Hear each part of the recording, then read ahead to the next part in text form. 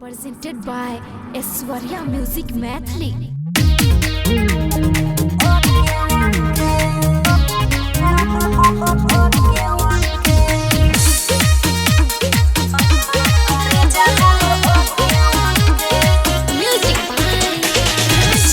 अभी आप सुन रहे हैं उषा यादव और मोनू माइकल की आवाज।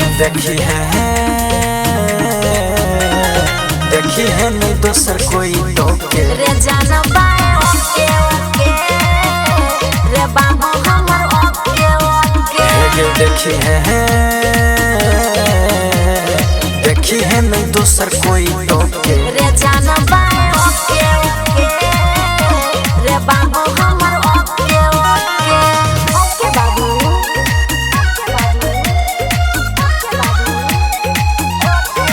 Aishwarya digital recording studio Samastipur.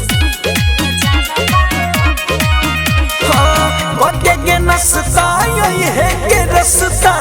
रहबो खारा सड़क पर लाल रंग ओढ़नी ओढ़े के आइबो पेन्ही के पियरी फरक पर के नसता यही है के रसता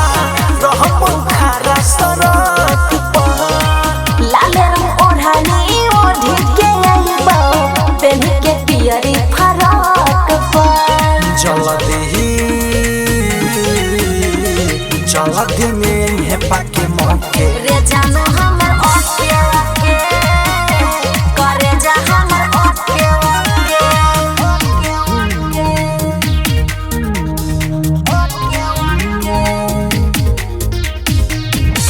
करे जा हमर ओके ओके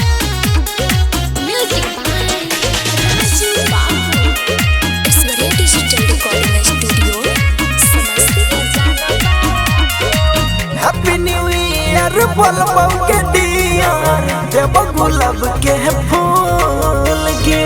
माइकल मोनू हम हंसी के लेबो तोहफा हम करबो कबूल रे अच्छा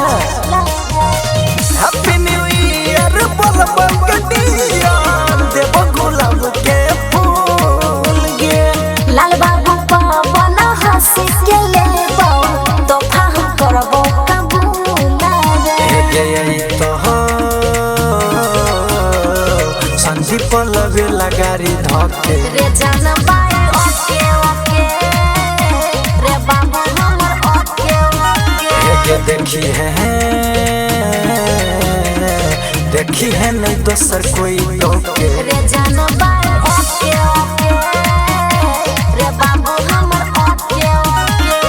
ओके बाबू Aishwarya digital recording studio Samastipur.